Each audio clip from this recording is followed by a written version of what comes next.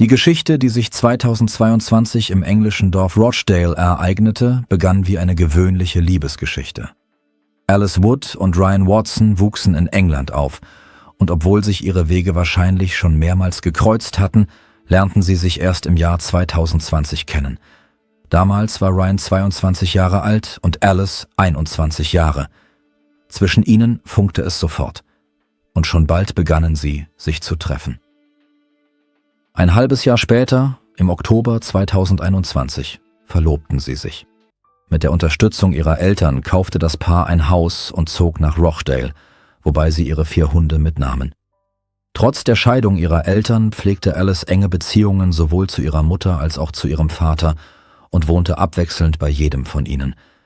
Ihre Mutter Deborah arbeitete an der Rezeption einer medizinischen Klinik und ihr Vater Trevor war Zimmermann. Alice hatte außerdem 2 Brüder.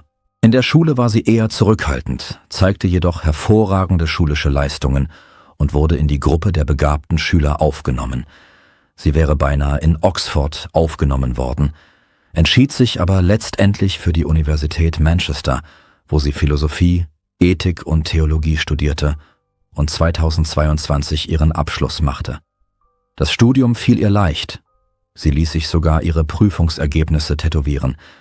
Ihre Angehörigen beschrieben sie als ehrgeizig, intelligent und anspruchsvoll gegenüber sich selbst. Sie liebte es zu reisen und die Abende gemeinsam mit ihrer Mutter bei Quizrunden zu verbringen. Vor Beginn ihres Studiums arbeitete Alice als Verkäuferin und Kellnerin. Ryan war im Gegensatz zu Alice sehr kontaktfreudig, selbstbewusst und aktiv. Er begeisterte sich für Fußball, BMX und Schwimmen, hatte einen jüngeren Bruder namens Owen und arbeitete bei der Wohltätigkeitsorganisation Headway, die Menschen mit Hirnverletzungen half. Auch seine Familie engagierte sich in diesem Bereich. Er war mit Leib und Seele bei der Sache und kam seinen Aufgaben hervorragend nach. Er konnte gut mit Kunden umgehen und wurde von seinen Kollegen geschätzt. In seiner Freizeit hörte er gerne Musik, spazierte durch die Stadt und ging auf Partys. Am Freitag, dem 6. Mai 2022, machten sich Alice und Ryan auf den Weg zur Feier des 60. Geburtstags eines Kunden von Headway. Die Party fand an diesem Abend in einer Bar außerhalb ihres Wohnorts statt. Zunächst überreichten sie dem Geburtstagskind ein Geschenk und setzten sich dann mit den anderen Gästen an einen Tisch. Die Stimmung war ausgelassen. Die Leute lachten, unterhielten sich und tranken. Ryan belebte wie immer die Gesellschaft, unterhielt sich angeregt, tanzte und scherzte. Alice hingegen hielt sich im Hintergrund und wurde im Laufe des Abends immer gereizter.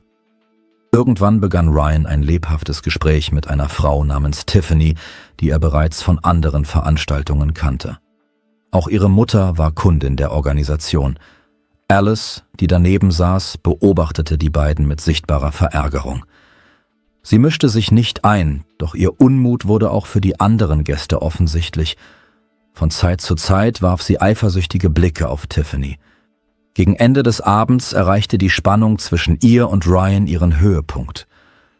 Alice, die wahrscheinlich besorgt war, dass Ryan fahren würde, obwohl er Alkohol getrunken hatte, machte ihm eine Bemerkung. Er hatte tatsächlich erst kürzlich den Führerschein gemacht und sie hatte das Gefühl, dass er nach dem Alkohol nicht mehr sicher fahren konnte. Also setzte sich Alice ans Steuer. Die Entfernung nach Hause betrug etwa 15 Kilometer. Sie kamen ohne Zwischenfälle an, aber unterwegs kam es zu einem heftigen Streit zwischen ihnen. Gegen 23:30 Uhr parkte Alice ihren weißen Fiat Punto direkt hinter ihrem schwarzen Ford Fiesta. Die Nachbarn hörten Schreie, das Zuschlagen von Türen und lautes Motorengebrüll. Irgendwann schrie Ryan etwas und trat wütend gegen das daneben stehende Auto. Alice stieg unterdessen in ihr Auto und begann rückwärts zu fahren, aber es war wenig Platz, sodass sie mehrmals vor- und zurückfahren musste, um zu wenden. Dann stieg sie wieder in Ryans Auto und fuhr rückwärts los. Ryan stand in der Nähe und sah sich um. Irgendwann sah er eine Nachricht auf seinem Handy, wurde abgelenkt und begann sich zu entfernen. Das hat Alice offenbar sehr verärgert. Sie trat abrupt aufs Gaspedal, fuhr in das hinter ihr stehende Auto, streifte dann einen Laternenpfahl und eine Mülltonne. Ryan befand sich ganz in der Nähe. Das Auto, das abrupt zurücksetzte, hätte ihn beinahe erfasst. Danach begann Alice erneut mit seltsamen Manövern. Ein Stück vorwärts, ein Stück rückwärts, als würde sie absichtlich auf ihn zielen. Ryan versuchte, einer Kollision auszuweichen, indem er um das Auto herumlief. Danach fuhr Alice davon. Und Ryan machte sich auf den Weg nach Hause, ohne zu ahnen, dass er seine Freundin bald wieder sehen würde. Mit voller Wucht lenkte Alice das Auto auf Ryan zu. Durch den Aufprall fiel er auf die Motorhaube des Fords, schlug mit dem Kopf gegen die Windschutzscheibe und rutschte dann auf den Bürgersteig. Trotzdem gelang es ihm, auf den Beinen zu landen, und erstaunlicherweise hielt er immer noch das Handy in den Händen. Alice fuhr ein Stück zurück und raste dann erneut direkt auf ihn zu. Diesmal hatte Ryan weder Zeit noch Gelegenheit auszuweichen. Er fiel hin. Das Auto überrollte ihn und er geriet unter die Karosserie. Bevor Alice anhielt, fuhr sie noch etwa 160 Meter weit, 21 Sekunden lang, und schleifte seinen Körper über den Asphalt. Als sie aus dem Auto stieg, bot sich ihr ein schrecklicher Anblick. Der Körper ihres Freundes lag unter dem Auto. Sie versuchte, ihn herauszuziehen, merkte aber schnell, dass sie es alleine nicht schaffen würde. Da rannte sie zum nächsten Haus und begann an die Tür zu klopfen, um Hilfe zu bitten. Eine Frau namens Teresa Colborn öffnete die Tür und sah eine verängstigte junge Frau vor sich stehen. Alice, die vor Panik nach Luft rang, bat darum, den Rettungsdienst zu rufen und sagte, sie habe möglicherweise ihren Freund überfahren. Trotz ihrer Verwirrung weinte sie nicht. Sie begann sofort zu erklären, dass es zuvor einen Streit zwischen ihr und Ryan gegeben hatte. Ihren Worten zufolge war sie verärgert, weil sie dachte, sie hätte ihr Handy in der Bar vergessen, in der die Party stattfand, und wollte zurückgehen, um es zu holen. Aber Ryan weigerte sich. Auf dem Rückweg warf er ihr vor, sie habe angeblich mit anderen Männern geflirtet, was nach Alices Meinung den Streit ausgelöst hatte. Sie bat Teresa, ihr das Handy zu leihen, um ihre Mutter anzurufen, konnte sich aber nicht an deren Nummer erinnern. Während die Nachbarin mit der Notrufzentrale sprach, gingen sie zusammen mit Alice auf die Straße.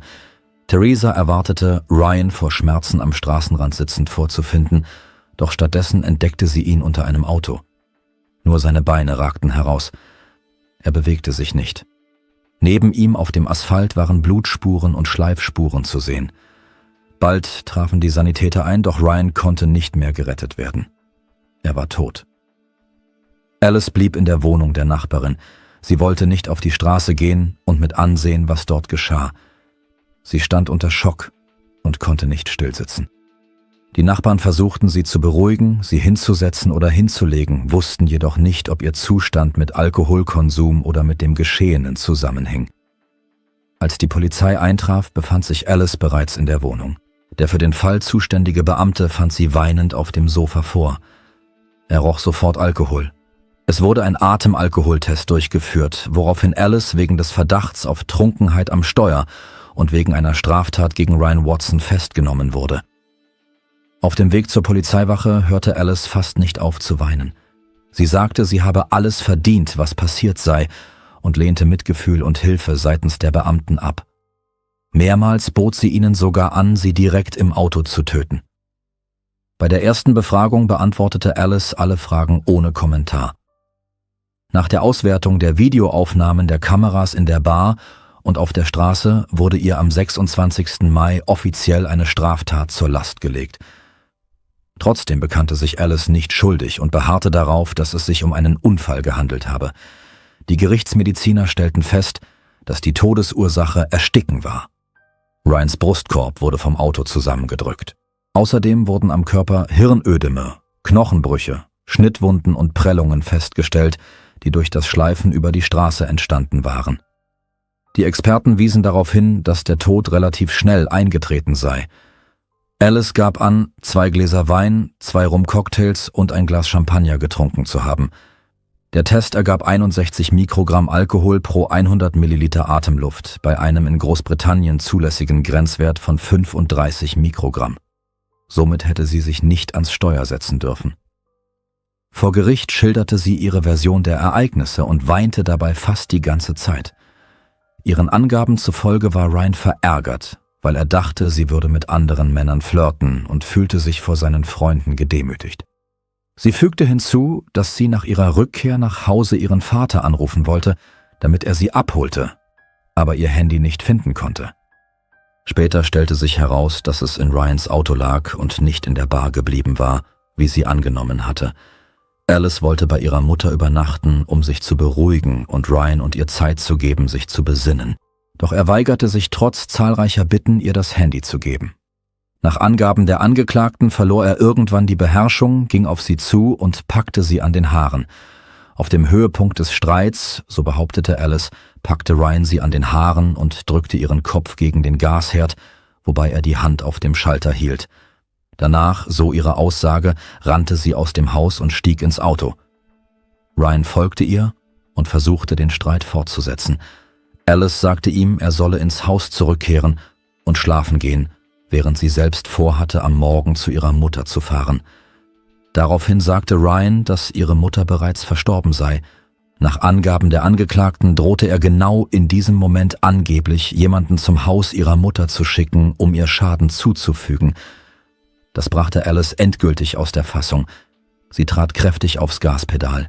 Das Auto rammte einen geparkten Fiat, prallte dann gegen einen Laternenpfahl und eine Mülltonne. Sie behauptete, sie habe lediglich vor Ryan abrupt anhalten wollen, um ihn zu erschrecken, wie sie es ausdrückte, um es ihm mit gleicher Münze heimzuzahlen. Doch dann geriet alles außer Kontrolle, besonders nachdem sein Kopf gegen die Windschutzscheibe geprallt war. Alice stand unter Schock und wollte einfach nur zurücksetzen und wegfahren. Erst als das Auto noch ein paar Meter weiter rollte, merkte sie, dass etwas mit dem Auto nicht stimmte. Es beschleunigte nicht mehr. Die Lenkung war schwerfällig. Da hielt sie an. Vor Gericht sagte sie aus, dass genau in diesem Moment der Albtraum für sie begann. Sie sah, dass ihr Freund unter dem Auto lag. Ihren Angaben zufolge hatte sie nicht bemerkt, dass er unter das Auto geraten war. Sie wusste nicht, dass er unter dem Fahrzeug lag. Sie betonte, dass sie ihm keinen Schaden zufügen wollte. Der Staatsanwalt hingegen war vom Gegenteil überzeugt. Seiner Meinung nach habe Alice das Auto bewusst auf ihren Partner gelenkt und das Geschehene sei kein Unfall gewesen. Er erklärte, dass die Angeklagte während des Streits die Kontrolle über sich verloren und das Auto als Tatwaffe benutzt habe. Er war der Ansicht, dass Alice versuchte, die Schuld abzuwälzen, indem sie behauptete, Ryan habe sie beschuldigt, mit anderen Männern zu flirten, während in Wirklichkeit genau das Gegenteil der Fall gewesen sei. Sie war es, die eifersüchtig auf Tiffany war, zu der Ryan auf der Party besonders freundlich gewesen war. Der Staatsanwalt war der Ansicht, dass gerade diese Eifersucht der Auslöser für die Tragödie gewesen sei und der konsumierte Alkohol ihre Aggression nur noch verstärkt habe. Vor Gericht sagten Nachbarn aus. Sie bestätigten, dass sie einen Streit gehört hatten. Eine Frau war durch seltsame Geräusche aufgewacht, ein metallisches Knirschen, wahrscheinlich verursacht dadurch, dass Alices Auto gegen einen Pfosten und eine Mülltonne prallte. Als sie aus dem Fenster schaute, sah sie einen Mann, der mit jemandem stritt, der sich im Auto befand. Dann begann das Auto wiederholt in seine Richtung zu fahren. Die Nachbarin hatte den Eindruck, dass der Fahrer absichtlich versuchte, den Mann einzuschüchtern. Nach einigen Minuten hörten Mitarbeiter eines nahegelegenen chinesischen Restaurants schreckliche Schreie. Auf den Aufnahmen der Überwachungskameras ist ebenfalls deutlich zu hören, wie Ryan, der unter dem Auto eingeklemmt war, schrie. Daher war die Staatsanwaltschaft der Ansicht, dass Alice ihn nicht überhören konnte und nicht wissen konnte, was passiert war. Außerdem waren seine Schreie sogar für diejenigen zu hören, die nicht in der Nähe waren. Vor Gericht sagte auch Tiffany Faraday aus, jene Frau, mit der Ryan auf der Party gesprochen hatte. Sie bestätigte, dass sich zwischen ihnen tatsächlich eine Verbindung aufgebaut hatte. Sie verstanden sich gut. Sie bemerkte auch, dass Alice offensichtlich verärgert über ihr Gespräch gewesen war und eifersüchtig reagiert hatte. Nach 23 Uhr, als Tiffany bereits zu Hause war, versuchte jemand, sie über Instagram zu kontaktieren. Ein unbekanntes Konto rief sie 3-mal an, aber sie schaffte es nicht abzunehmen. Später rief sie zurück, erhielt jedoch keine Antwort und schickte eine Nachricht mit der Frage, wer das sei. Später stellte sich heraus, dass es Ryan gewesen war. Er hatte versucht, sie anzurufen. Es ist nicht genau bekannt, wann er dies tat, während des Streits mit Alice oder bereits als er sich in Gefahr befand. Auch seine Absichten blieben unklar. Eines ist jedoch klar. Er hat in dieser Nacht tatsächlich versucht, Kontakt zu ihr aufzunehmen, Vor Gericht sagten auch Experten für Verkehrsunfälle aus. Ihre Meinungen gingen jedoch auseinander. Einer von ihnen war der Ansicht, dass Alice in dem Moment, als sie Ryan aus den Augen verlor, möglicherweise keine Zeit mehr hatte zu reagieren. Ein anderer Experte beharrte darauf, dass ihre Handlungen absichtlich gewesen seien, wenn sie zuvor bereits versucht hatte, ihn zu überfahren. Die Verteidigung betonte, dass Alice und Ryan vor dem Vorfall eine feste und harmonische Beziehung gehabt hätten. Sie waren verliebt, hatten ein Haus gekauft, sich verlobt und planten, eine Familie zu gründen. Eine Nachbarin erinnerte sich, dass das Paar glücklich und perfekt gewirkt habe und sie das Geschehene nicht glauben könne. Ryan war ums Leben gekommen und Alice drohte eine lebenslange Haftstrafe. Ein weiterer Nachbar zeigte sich überrascht, da er sie für ruhige, freundliche Menschen gehalten hatte. Sie veranstalteten keine lauten Partys, lebten friedlich und wirkten wie ein verliebtes Paar. Der Anwalt behauptete, dass Alice keine Absicht gehabt habe, Schaden anzurichten. Er betonte, dass ihr Verhalten am Tatort, ihre Verwirrung und ihre Reue aufrichtig gewesen seien. Seinen Worten zufolge habe sie einen ihr lieben Menschen verloren und müsse nun damit leben. Alice selbst räumte ein, dass sie die Ursache für Ryans Tod gewesen sei, bestand jedoch darauf, dass alles ein Unfall gewesen sei und keine vorsätzliche Handlung. Der Prozess dauerte 3 Wochen. Alice erschien im Gerichtssaal stets in schlichter, aber gepflegter Kleidung. Die einzige auffällige Veränderung war ihre Frisur. Sie hatte sich die Haare an den Seiten kurz schneiden lassen und trug hinten lange Strähnen. Dies erregte sofort die Aufmerksamkeit der Presse, die ihren Look als ungewöhnlich beschrieb. Oft kam sie mit einem Buch oder einem Lehrbuch zum Gericht. Am 2. Januar 2024 wurde das Urteil verkündet. Alice wurde für schuldig befunden. Als das Urteil verlesen wurde, zeigte sie keinerlei Emotionen, sondern senkte lediglich den Kopf. Einen Monat später fand die Sitzung zur Urteilsverkündung statt. Der Richter erklärte, er glaube nicht an Alices Darstellung, insbesondere nicht an ihre Behauptung, sie habe lediglich zurücksetzen und wegfahren wollen. Seinen Worten zufolge zeige das Video vom Tatort, dass sie absichtlich auf die Straße gefahren sei und das Auto direkt auf Ryan gelenkt habe. Sie habe keinerlei Versuch unternommen, das Fahrzeug rechtzeitig anzuhalten. Der Richter war der Ansicht, dass ihre Handlungen von einem starken emotionalen Ausbruch diktiert gewesen seien und nicht im Voraus geplant, sie jedoch mit der Absicht gehandelt habe, Schaden zuzufügen. Der Richter schenkte auch der Behauptung keinen Glauben, dass Alice nicht gewusst habe, dass Ryan unter dem Auto lag. Die Kameraaufnahmen zeigten, wie das Auto unnatürlich aufsprang und wieder absank. Ihre Aussage, sie habe gedacht, sie fahre über Schlaglöcher, erschien dem Gericht absolut unglaubwürdig. Nach Ansicht des Richters zeigte die Angeklagte keine echte Reue und übernahm keine volle Verantwortung für das Geschehene. Erschwerend wirkte sich zudem aus, dass sie unter Alkoholeinfluss am Steuer saß. Zu ihren Gunsten wurde das Fehlen von Vorstrafen und Verkehrsverstößen in der Vergangenheit gewertet, sowie ihr Alter und die Tatsache, dass sie nicht versucht hatte, sich vom Unfallort zu entfernen. Aus den Akten ging zudem hervor, dass Alice unter einer Sucht litt. Bei ihr waren Depressionen und eine Angststörung diagnostiziert worden. Der Richter fügte hinzu, dass die Haftstrafe für sie eine schwere Prüfung sein werde, die gesamte Verantwortung für das Geschehene jedoch allein bei ihr liege.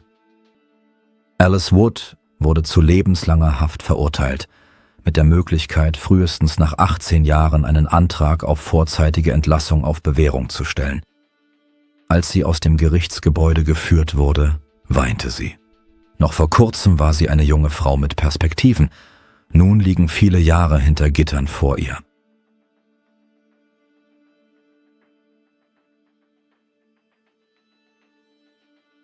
Danke fürs Zuschauen und passen Sie auf sich auf.